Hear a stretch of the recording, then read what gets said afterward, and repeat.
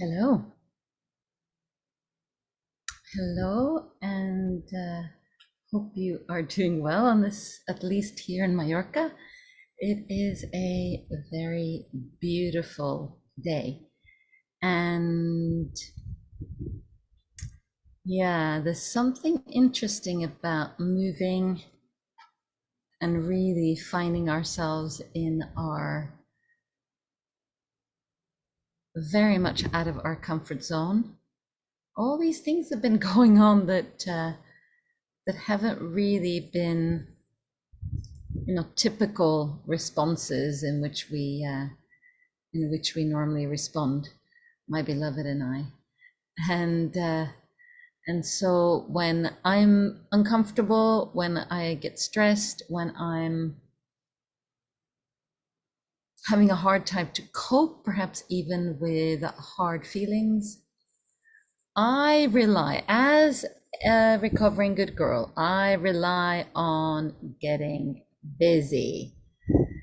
So this, so this is a topic close to my heart that I'd like to talk a little bit more about that today, as it relates to good girls or any women who have a tendency to put everybody else's needs ahead of our own, where there's some people pleasing involved, where there's some self-abandonment involved.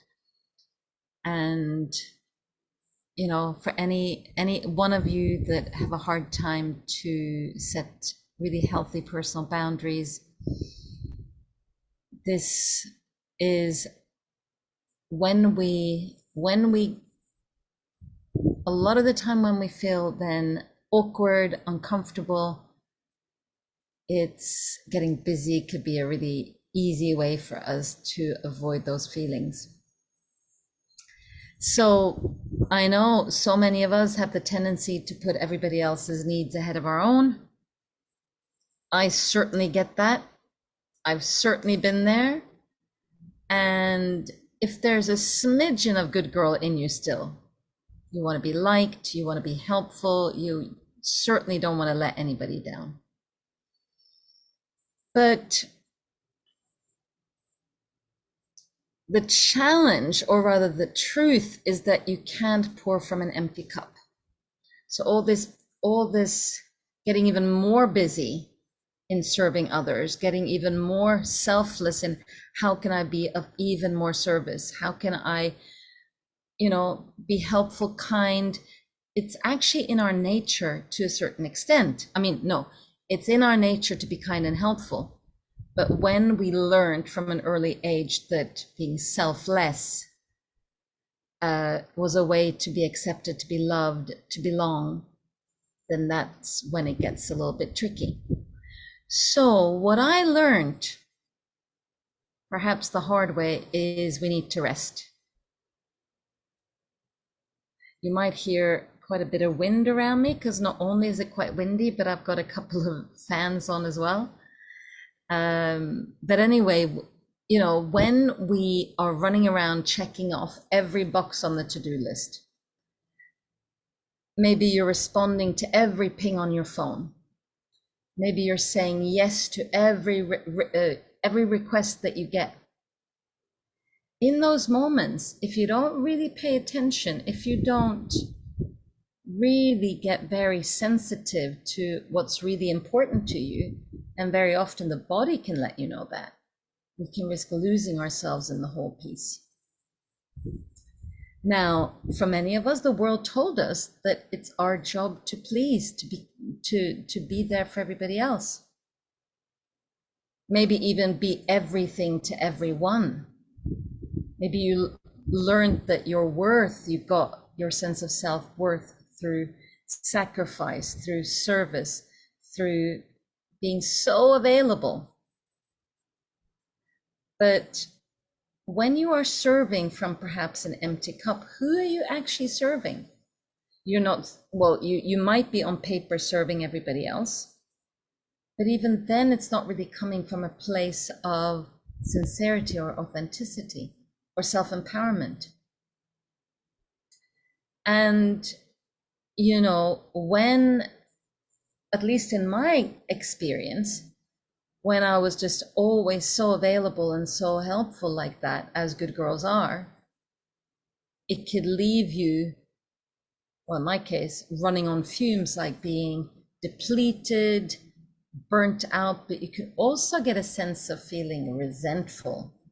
I don't know if anybody ever had that experience where, but I'm so available. I always pick up when somebody calls, or when they ask for help, I'm always there. And where's the thanks? So that might be something that you recognize. And the challenge also is that we forget what's really important to us. Do you even remember what lights you up if you're so busy pleasing everybody else? You know, as good girls, we get so tuned into others' wishes and desires, we forget our own. So the important piece here is you deserve more from yourself first and foremost. So more ease, more joy, more bliss, more freedom, more you time. Your needs matter. Your dreams matter. Your voice matters. Even if sometimes it could be just a faint whisper, you matter. So what I want to invite you to do is to really start listening, start tuning in, and start looking at how can I replenish the spirit, or your spirit, through rest, through stopping, through pausing, pressing the pause button. I don't necessarily mean sleep, but I do mean things like saying no to so-called obligations that might fill up your calendar way too much. I mean, setting boundaries with your time, with your energy. And that can often feel very uncomfortable when people around you are used to you always saying yes. And, you know, the people that are not going to speak up when you don't have boundaries are the people that benefit from your boundaries, right? Or, sorry, benefit from your lack of boundaries. I also mean clearing your calendar for activities that bring you alive, make you feel happy, bring juiciness back in your life. And so really important, you know, with our one precious life, let's not be dictated by the shoulds, coulds, musts of this world. And instead, think about what is it that you need. And I often find that when I'm so busy, there isn't a moment even to take a breath. It's very easy to lose myself in all of that. So maybe that's a good start. Take a breath, slow down, start taking steps to let go of this continual seeking of approval from others. Make space for what's really important to you. And like I said, that requires you to get still so that you can really start sensing and hearing the voice inside telling you what's really important to you. Now, for sure, I struggled with guilt at first when I started prioritizing myself. And so what were some things I did? I started to remind myself that stopping and taking care of myself was actually the best kind of, because it wasn't just self-care for me, but it actually was good for others. Because then when I was available for others, it meant that it really came from an authentic place. I also gave myself permission to start small, maybe 10 minutes, even 5 minutes a day for some sort of activity that I enjoyed. And then slowly it becomes a habit. And the more of a habit it became, then I found myself craving more. Like one thing that I started doing during the pandemic was every morning, because we're cooped up in a lockdown, and what we would do is put on one song, and me and my husband, we'd just dance around crazily to that song in the kitchen. We didn't have a massive place, but there was enough place for us to shake our booties a little bit. And so this morning, it had been a while since I'd done that. And so this morning, now we have a lot more space than I was outdoors. And I just put on a song and I just started shaking my booty. Where we've been busy getting settled and we're far from settled. We have guests coming tomorrow from Berlin. So lots of things to do, but that did not mean that I could not take the 5 minutes to stop and shake my booty. So yeah, and even thinking about it now puts a smile on my face. Another thing that I'm doing these days, because I have the most spectacular stallion living about 100 meters away. He's just on a field next door. And I don't know, he makes me so happy. I love him so much. And so it's become non-negotiable for me I have to go and see him in the morning, and I have to go and see him in late afternoon. And we still have some lovely tall green grass here, so I bring him grass, and then I've also found out some other treats that he really loves. And he's probably thinking I'm selflessly doing it for him.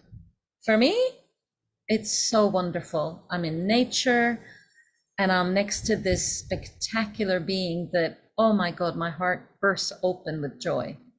And so for me, it's actually self-care.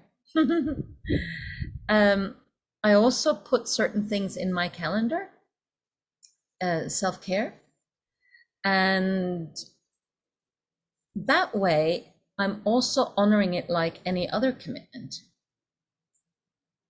And I mean, with a horse, I don't put it in my calendar because it's the first thing I do in the evening, in the morning, and then I also do it before dinner time. Now, good girls tend to want to be perfect, so let go of being perfect. A walk or a cup of tea counts. So, speaking of which, I quite like a cup of tea now, even if it's super hot.